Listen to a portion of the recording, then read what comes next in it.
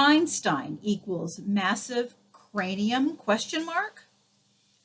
Physicist, born in Ulm, Germany, March 14th, 1879. Died Princeton, New Jersey, April 18th, 1955. 76 years old. Albert Einstein made physics look fun and kind of silly. He smiled a lot, forgot to comb his hair, and rode his bike while he was unlocking the secrets of the universe. He made equations like E equals mc squared seem easy and beautiful, but it's hard work to think up something that simple. A normal brain has 25 million neurons linked by billions of connections, and ideas run through miles of nerve fibers at 200 miles per hour. Maybe Einstein had more neurons, or maybe his ideas moved faster, or maybe his brain was just bigger than everybody else's.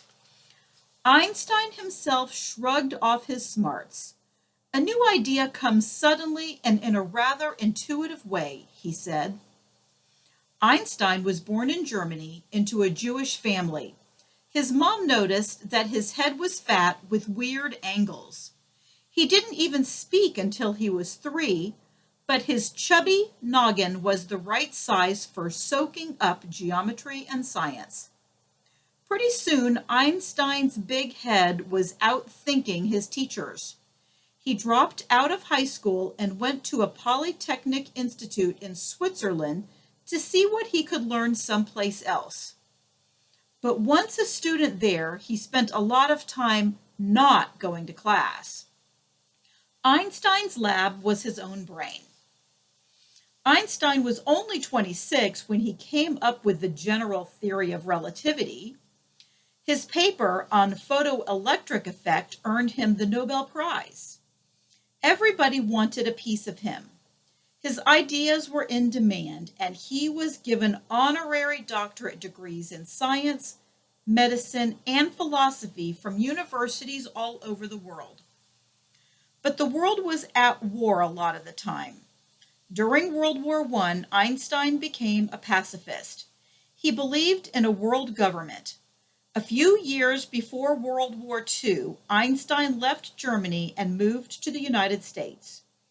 He spent 22 years at Princeton University teaching and doing research. He grew old and he had great pain in his stomach. Even with the best medical care, the inevitable happened. The abdominal aorta, the main artery of the heart, which leads to the stomach, stretched out like a balloon and started to leak. Albert Einstein died in New Jersey on April 18th, 1955, of an aortic aneurysm, a burst artery.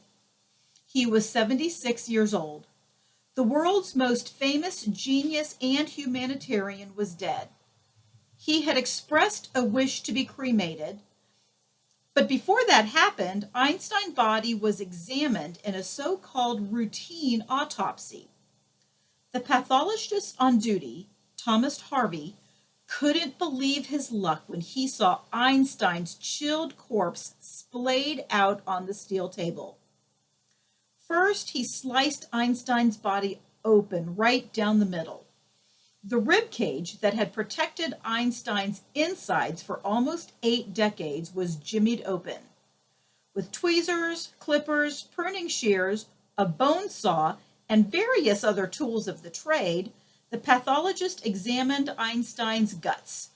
His liver, lungs, kidneys, heart, and all sorts of glands and filter systems were detached and lined up on a table. The pathologist confirmed the cause of Einstein's death. The completely unnecessary postmortem was complete, but Harvey's stars had aligned in a way that he refused to ignore. This was his moment to be famous. "It's not every day you get a genius to autopsy," he said later. Einstein's face still looked just like Einstein, in a waxy sort of way. One plus about corpses is that they feel no pain. So when Harvey parted Einstein's hair neatly across the top of his head, sliced open the scalp from ear to ear, and folded it over Einstein's face and down his neck, it was painless for all concerned. He cut Einstein's skull in half just above the eyebrows with a special electric saw that shut down when it sensed soft tissue. Then, with the skull chisel wedged in place and a few whacks of a mallet, Einstein's cranium came off with a sticky, sucking sound. His spinal cord and everything else that wired Einstein's think tank to the rest of him was snipped free. Against the deceased's wishes and without permission from the next of kin, Harvey reached in and removed Einstein's brain. The pathologist couldn't wait to measure it. He would forever be the man who had confirmed what everybody already figured. Einstein's brain was larger than everybody else's. It had to be. Harvey placed Einstein's noodle in the grocery scale hanging from the ceiling. The brain weighed 2.7 pounds, the weight of a head of cabbage. That's a tad less than the average brain. What? That couldn't be right. The pathologist didn't want to give up his chance at fame too fast, so he plopped Einstein's brain into a jar of formaldehyde. The guy stuffed cotton in the now empty black hole in Einstein's skull.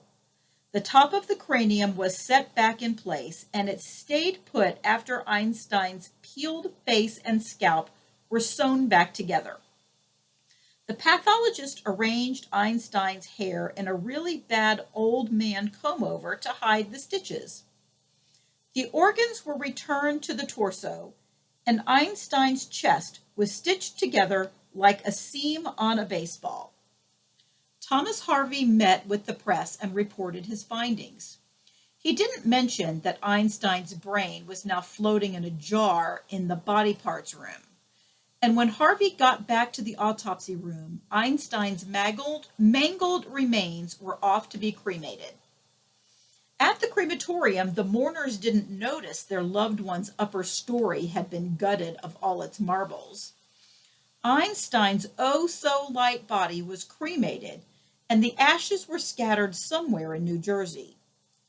Harvey told his boss and boasted to his family that he had Einstein's brain. That kind of news travels fast. Einstein's son, Hans Albert, found out someone had stolen his dad's brain when he read about it in the newspaper. He was furious and called the hospital, but somehow the pathologist talked Hans Albert into letting him keep the brain of the century.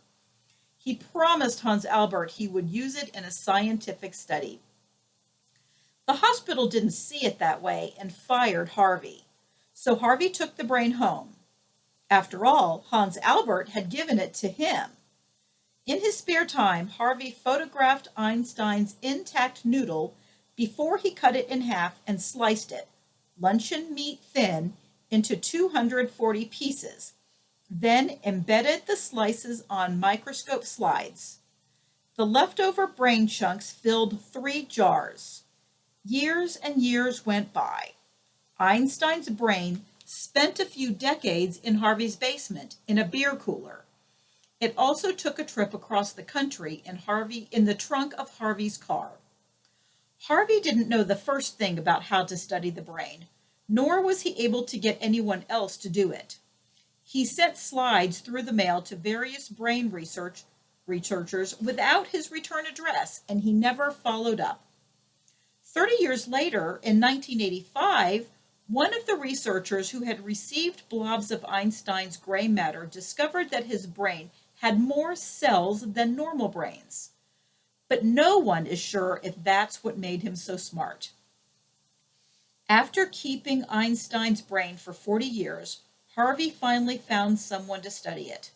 Sandra Whittleson at McMaster University in Hamilton, Ontario, Canada. He gave her 14 pieces of brain and his original photographs.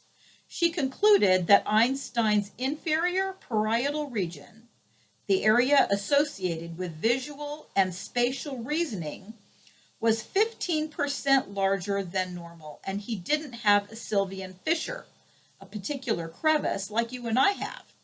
So instead of two key brain sections, Einstein had one big section.